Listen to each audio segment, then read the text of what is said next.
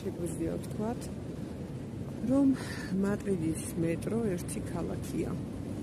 აი ხა ქვედა სართულიდან მოვედი, შემდეგი მეორე სართული აგერ და კიდე ზედა სართულზე უნდა ავიდე. ესე რა თუ მადრიდი შეგიძლია ნახო როგორც ქვებოდა, ასევე ზემოდან. დაცულია უძველესი მეტროს ვაგონები, ასე ვთქვათ, აი სპეციალურად ნახეთ, ესეც ჩუქურთმებში არის ესკალადორი. აი, ესეთი საყვარლობა ესები, რომ ახლიდან გაჩვენოთ.